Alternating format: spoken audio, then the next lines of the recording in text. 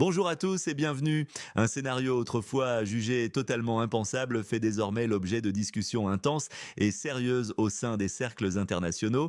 Il s'agit d'une éventuelle sortie des États baltes, à savoir la Lituanie, la Lettonie et l'Estonie de l'OTAN. Cette perspective, autrefois reléguée au rang de pure hypothèse, prend aujourd'hui une dimension potentiellement concrète, ébranlant les certitudes. Mais pourquoi cette idée refait-elle surface avec tant d'urgence et quelles pourraient être les conséquences dévastatrices pour la sécurité et la stabilité en Europe, impactant directement votre quotidien, de la fluidité des chaînes d'approvisionnement à la confiance dans les marchés financiers.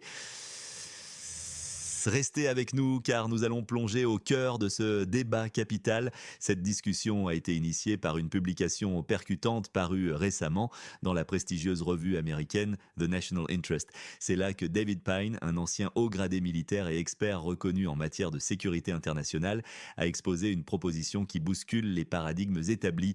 Pine y suggère que l'un des résultats les plus probables des négociations futures, envisagées entre les États-Unis et la Fédération de Russie sur la délicate question de la stabilité stratégique en Europe, pourrait résider dans une réduction radicale et sans précédent de la présence de l'OTAN. Cette réduction concernerait spécifiquement les frontières russes, affectant en tout premier lieu les pays baltes. La proposition de Pine est claire. La Lituanie, la Lettonie et l'Estonie pourraient se retrouver exclus de l'OTAN. Cette exclusion pourrait intervenir soit par une décision volontaire de leur part, soit sous une forme de contrainte géopolitique. L'objectif principal avancé par Pine pour cette démarche inédite serait d'atteindre un compromis géopolitique global dont la visée ultime serait de stabiliser la situation déjà extrêmement tendue sur le continent européen.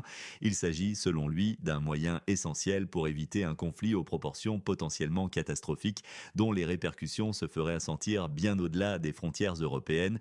Selon l'analyse de Pine, si la Fédération de Russie se montrait disposée à proposer un traité de non-élargissement futur de l'OTAN, incluant l'exclusion des anciens États membres de l'Union soviétique de l'Alliance, cela constituerait une condition à la fois raisonnable et stratégiquement justifiée. Une telle mesure pourrait, selon ses dires, paver la voie vers une sécurité européenne véritablement durable. Pine argumente que les États-Unis, contrairement à leurs intérêts stratégiques vitaux solidement établis en Allemagne ou au Japon, ne posséderaient pas d'intérêts stratégiques d'une importance comparable dans la région balte. Il va même plus loin en affirmant que Washington pourrait, en vertu de cette évaluation, vendre la région baltique dans le cadre de cet accord global. Pour appuyer ses thèses, Pine cite des simulations internes du Pentagone. Ces exercices, selon lui, indiquent que les États-Unis subirait probablement une défaite lourde et significative en cas de conflit armé réel éclaté dans les États baltes. La proposition de Pine se matérialise en un échange concret et audacieux, la neutralité des pays baltes en contrepartie de garanties juridiquement contraignantes de la part de Moscou. Ces garanties incluraient l'engagement de ne pas les envahir, de ne pas les occuper et de ne pas s'ingérer dans leurs affaires intérieures. En retour, Pine exige un retrait complet des missiles et de tout armement offensif de l'oblast de Kaliningrad, une enclave russe stratégique. Cependant, Pine fait preuve de réalisme.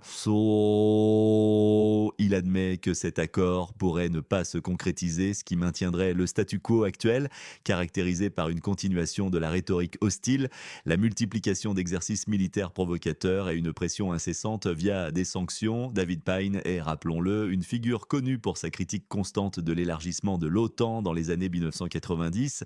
Il estimait alors que cette expansion était non seulement inutile, mais qu'elle était surtout créatrice de nouvelles lignes de front dangereuses aux portes de la Russie. En Russie, les experts évaluent les thèses avancées par David Pine de manière profondément contrastée, révélant la complexité de la perception de cette proposition.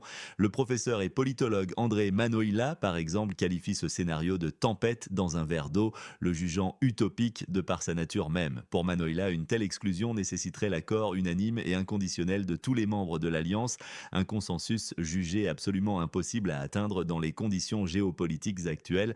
Manoïla accuse Pine de chercher à créer une agitation artificielle dénuée de fondements réalistes.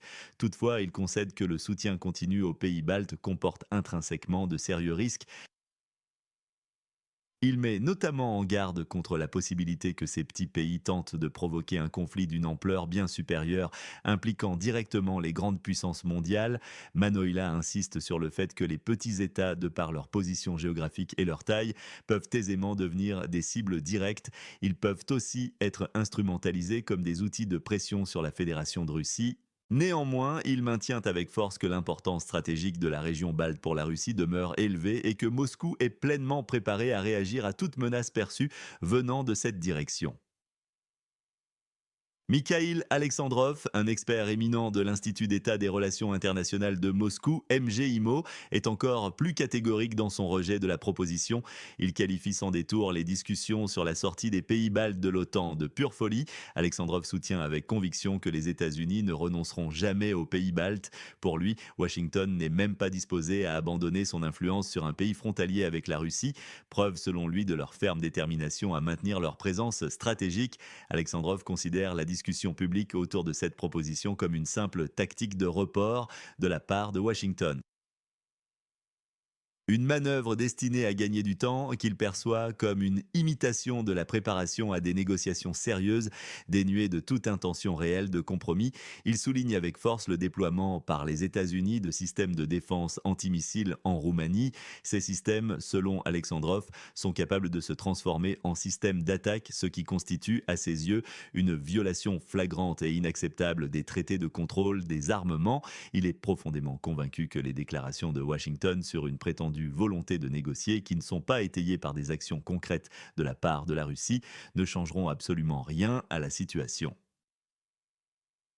Comparant le comportement des États-Unis à celui d'un tricheur au poker, Alexandrov exhorte la Russie à prendre des mesures réelles et décisives, s'inspirant des exemples de la guerre froide pour éviter de perdre l'initiative dans ce jeu géopolitique complexe. N'hésitez pas à nous écrire en commentaire où vous êtes en train d'écouter cette analyse. Votre participation est précieuse. Au sein même de la région balte, une profonde et palpable inquiétude ne cesse de croître, particulièrement ressentie en Lituanie. Le président lituanien Gitanas Nausėda a exprimé ouvertement et sans détour sa vive préoccupation quant à un éventuel retrait des États-Unis de la région. Ce scénario, s'il se réalisait, créerait, selon ses propres mots, une instabilité profonde et sans précédent pour l'ensemble des pays baltes. Noseda insiste avec force sur le fait que la sécurité de toute la région dépend largement et fondamentalement des décisions prises ou non à Washington. Conscient des risques croissants et des incertitudes qui planent, la Lituanie recherche activement des garanties de sécurité supplémentaires au-delà de celles existantes. Elle développe en parallèle des plans d'action détaillés et des stratégies d'urgence. Ces plans sont conçus précisément en cas de départ hypothétique, mais désormais jugés de plus en plus réalistes des États-Unis. La capitale lituanienne, Vilnius, est animée par une conviction forte et alarmante. Les pays baltes seraient les premières touchées et les plus durement en cas de conflit armé sérieux et généralisé. Face à cette menace perçue, le président Noseda a déjà conclu un accord bilatéral majeur avec l'Allemagne. Cet accord prévoit le déploiement d'une brigade complète de la Bundeswehr sur le territoire lituanien, un pas militaire significatif pour renforcer drastiquement les capacités de défense du pays. La Lituanie, dans sa quête de sécurité maximale, cherche également à obtenir le soutien d'autres acteurs importants sur la scène internationale. Elle mène ainsi des négociations intensives avec la France, négociations qui incluent la possibilité d'obtenir un parapluie nucléaire, une protection ultime et symboliquement puissante. Des discussions sont également en cours avec la Pologne et le Royaume-Uni, des alliés régionaux et européens clés. Paradoxalement, dans ce contexte de recherche effrénée de garanties externes, le développement et la modernisation de l'armée lituanienne sont retardés. La priorité absolue est clairement donnée à l'obtention de ces assurances extérieures, ce qui souligne la profonde dépendance de Vilnius vis-à-vis de ses alliés occidentaux. Si un scénario de repositionnement des États baltes, tel que proposé, venait à se concrétiser, les conséquences pour vous, en tant qu'auditeurs et citoyens, pourraient être multiples et s'étendre bien au-delà des considérations purement militaires. Une Europe perçue comme moins stable signifierait presque inévitablement une incertitude accrue sur les marchés financiers. Cette volatilité pourrait potentiellement impacter directement la valeur de vos Investissement, vos plans d'épargne et de manière plus générale alimenter l'inflation. Les chaînes d'approvisionnement mondiales, déjà fragiles, pourraient subir des perturbations imprévues, entraînant des retards et des hausses de prix pour de nombreux biens de consommation courante. Une montée générale des tensions géopolitiques représente également un risque accru de cyberattaques ciblant les infrastructures critiques, les banques ou même vos données personnelles. La psyché collective pourrait aussi être affectée, instaurant un climat d'anxiété. Pour naviguer au mieux dans ces eaux agitées, il est crucial de rester informé des développements essentiels et de comprendre leurs ramifications.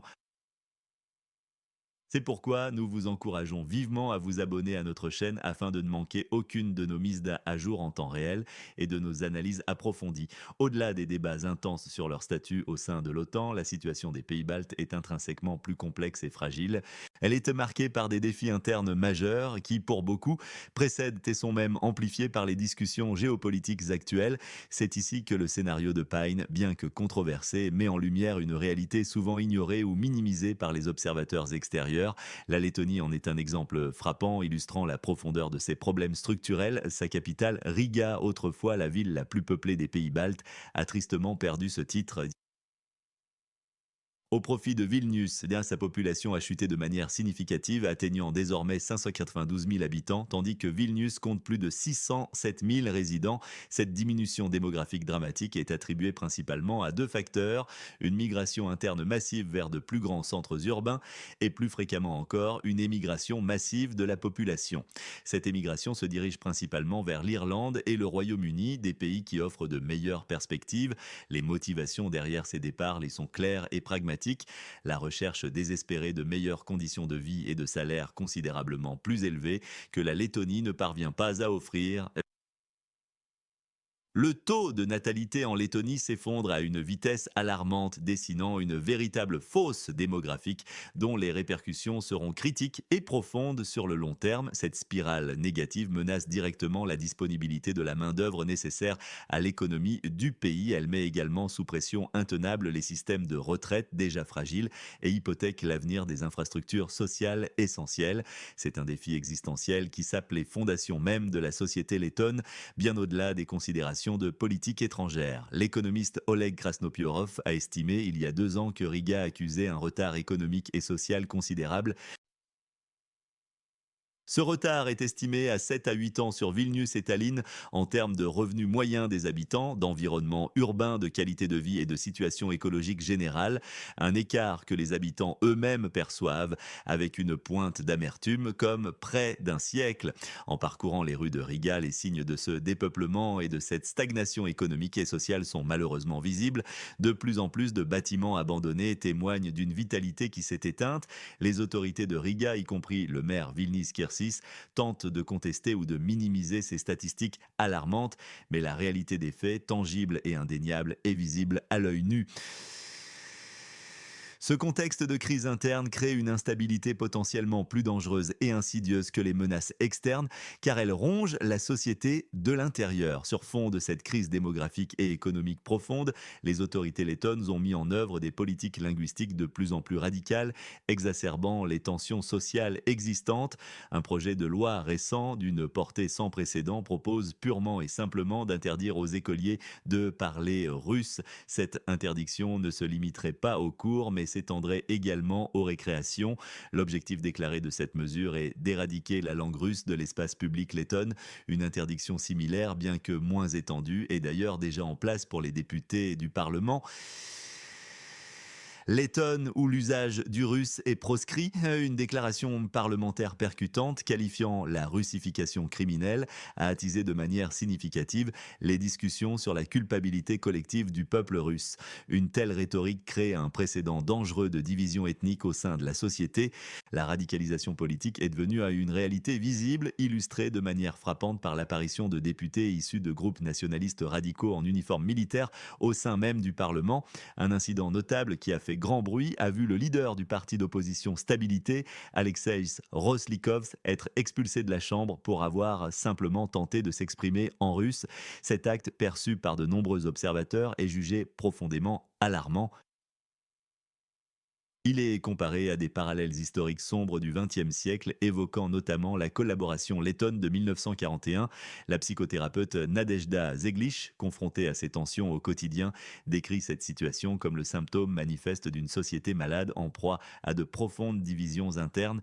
Tous ces facteurs cumulés ajoutent une tension critique et une vulnérabilité accrue à une région déjà intrinsèquement fragile, rendant son avenir encore plus incertain. Le tableau général qui se dégage pour les pays baltes est fondamentalement ambivalent. Malgré une apparence extérieure de stabilité politique et une appartenance revendiquée aux structures occidentales, la région est confrontée à des problèmes internes profondément enracinés. On observe un déclin démographique chronique, une désertion urbaine visible dans plusieurs villes, une économie qui peine à se dynamiser et une dépendance critique et grandissante envers des alliés externes.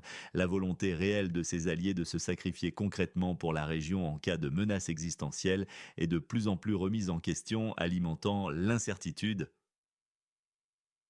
Les États-Unis, par exemple, pourraient en effet considérer les pays baltes comme un simple moyen de pression géopolitique dans leurs interactions avec la Fédération de Russie, plutôt que comme une région stratégiquement vitale nécessitant une défense inconditionnelle, tandis que les élites locales introduisent des interdictions linguistiques strictes qui peuvent déchirer le tissu social et recherchent désespérément un parapluie nucléaire symbolique. La population, elle, vote avec ses pieds. Elle émigre en masse, cherchant activement de meilleures vies et opportunités économiques ailleurs. La discussion actuelle sur l'OTAN, initiée par Pine, met en lumière de manière éclatante cette fragilité interne profonde des pays baltes. Elle révèle comment le jeu géopolitique externe, le faux plus macroscopique, s'entremêle de manière inextricable avec les défis sociaux, démographiques et économiques internes, créant une situation explosive.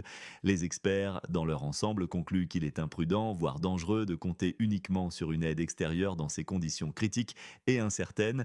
Ils estiment que les pays baltes doivent impérativement se fier avant tout à leurs propres forces et ressources afin de survivre en tant qu'entité indépendante et de préserver leur souveraineté. Les discussions autour de leur avenir au sein de l'OTAN, comme le propose Pine, ne sont en réalité qu'un reflet amplifié de ces tensions sous-jacentes. La Lituanie, la Lettonie et l'Estonie, membres de l'Alliance, se trouvent indéniablement à un carrefour historique.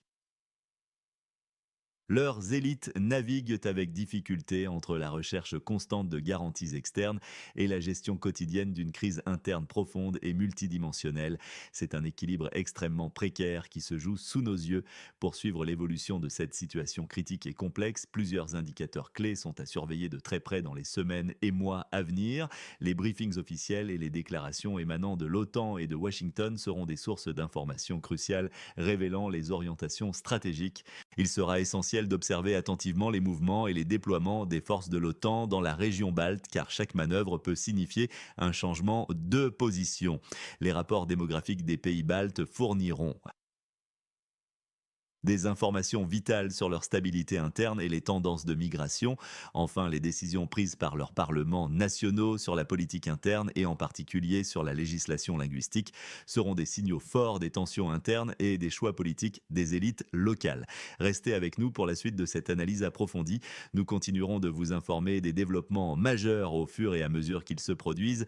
N'oubliez pas de commenter vos réflexions et de vous abonner à notre chaîne pour ne manquer aucune de nos analyses régulières et percutante et mis sur les enjeux mondiaux.